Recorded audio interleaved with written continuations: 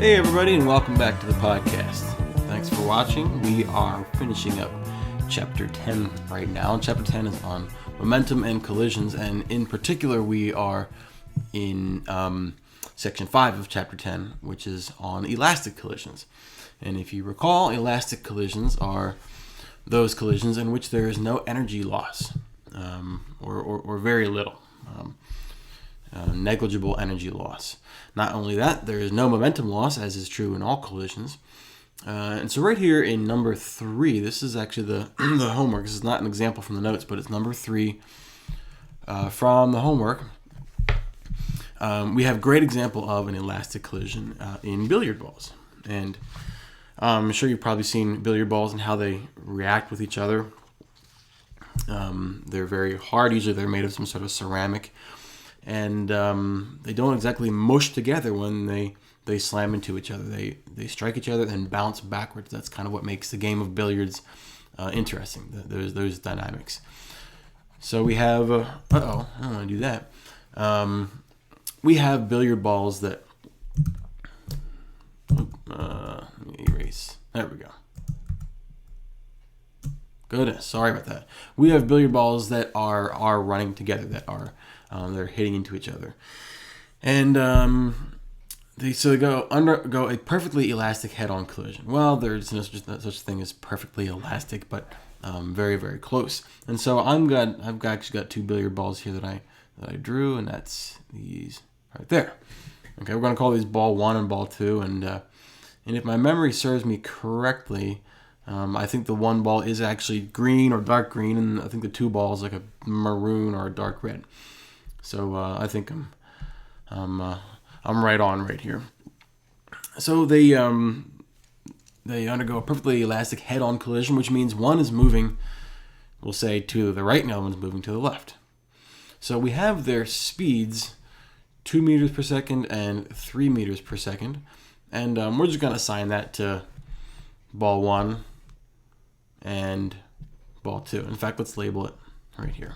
So ball 1 is going to have a velocity of 2 meters per second. Actually, I should be careful how I say that. The question says it has speeds of 2 meters per second and 3 meters per second, which is right. But if you recall, speed is a scalar quantity, which means it doesn't matter what way it's going. The speed is the speed. You can drive 50 miles per hour north, south, east, or west, and you're still driving 50 miles per hour. But in the context of our problem and the equations that we use velocity, which is very dependent upon direction. So the speed of each of these balls, this one right here is 2 meters per second, and the speed of this is certainly 3 meters per second. But in terms of velocity, which is direction dependent, if we say this one is positive 2 meters per second, we should be very careful to say that this one is negative 3 meters per second, because it's going the negative direction. We're establishing that is positive and that direction is negative. Okay.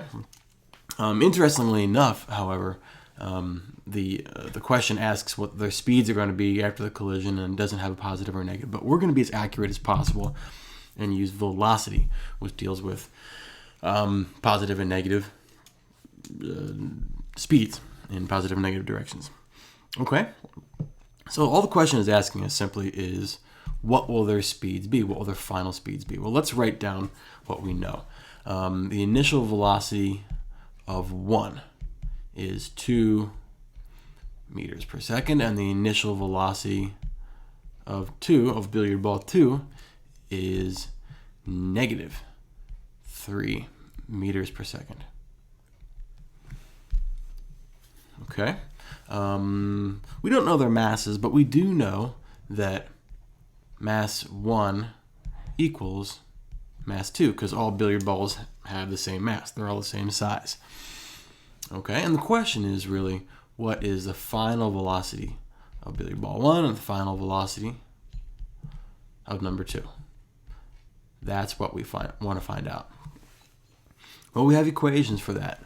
These are the equations that were derived from combining our conservation of momentum and our conservation of kinetic energy equations, and I'll write them out for you right now. You may recall that they look something like this. Final velocity. Oops, I dotted my 1. I keep doing that, sorry. Final velocity of object 1, which is what it's solving for, is equal to m1 minus m2 over m1 plus m2. Okay.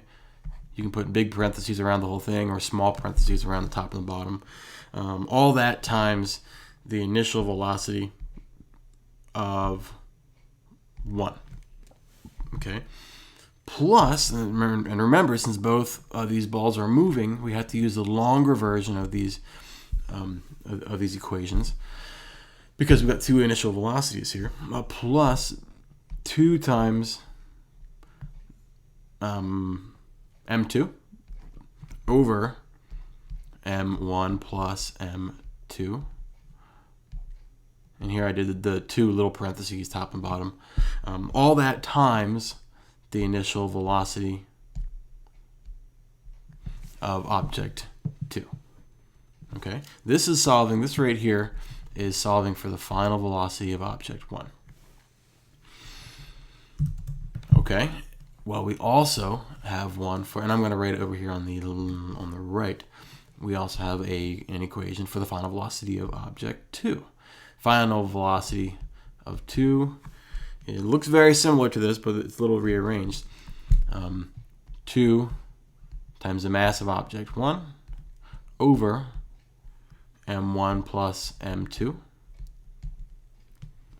Okay, and then this is coming right from out of our notes. This is nothing new right here.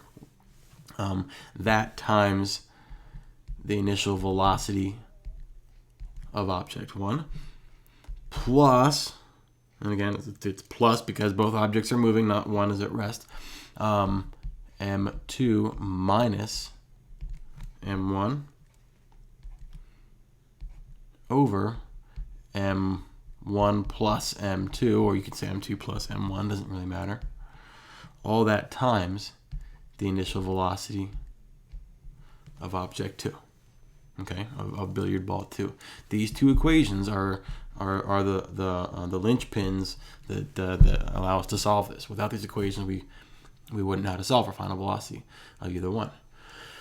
Okay, well, at this point, it's really just plug and chug. Now you may be asking, well, we don't know m1 or m2. Okay, well, let's just give it a value. Let's give it a designation. Let's just say m1 and m2 are simply m. Okay, whatever the mass of a billiard ball is, I don't know off the top of my head what it is, but we'll just call that mass m, and we'll see what happens with that mass right there. So let's start plugging things in. We want to solve for final velocity of object 1 after the collision. Well, m1 minus m2, that's like m minus m. Well, that's 0 over anything. I'll just say 2m because that's what it is in the bottom. That whole thing becomes 0. Now just for kicks, I'll write that in there. Okay, well, that whole thing goes away. So the whole first part of that equation is completely disregarded. Okay, 0 plus what? 2 times m2, which is simply m, divided by m plus m times the initial velocity of object 2, okay, times negative 3.0 meters per second. Well, we can see clearly here that 2m over m plus m, which is 2m, cancels out. Actually, it doesn't cancel out, but it becomes 1. Okay, so we've got 0 plus 1 times what? 1 times negative 3 meters per second. Okay, and that's the final velocity of object 1, negative 3 meters per second. Let's box that right there. Well, I should finalize it, I guess. V final of object 1 equals negative 3 meters per second. So object 1 is going to be rebounding off in the...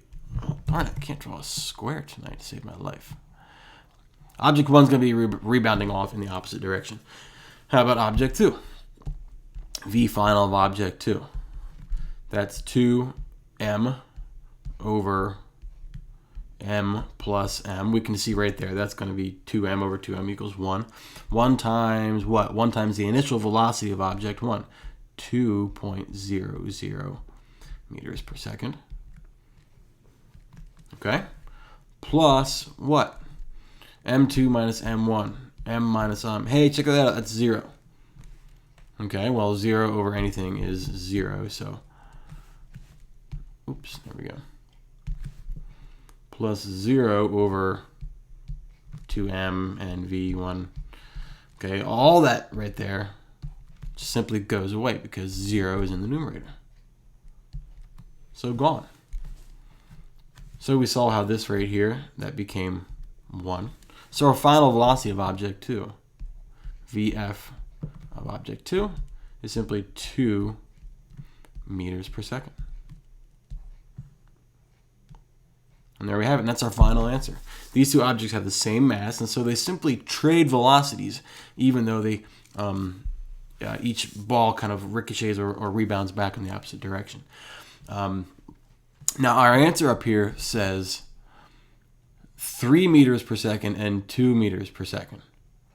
Okay, well, we have a negative right here. Well, and again, to clarify and to be accurate, the question does say, what will their speeds be? Remember, speed doesn't care about direction. So it'd be saying 2 will be shooting off in the opposite direction at 2 meters per second, and 1 will be shooting off in the opposite direction at 3 meters per second. But if we want to talk about velocity, we would really say, and you know what? I dotted my 1 again. We should really say that the final velocity of object 1 is negative 3 meters per second, whereas the final velocity of object 2 is 2 meters per second. Again, that's the difference between speed and velocity. Velocity deals with negative, speed does not. But either way, that's our answer for number 3 in homework 10.5, number 3, elastic collisions. See you on the next video.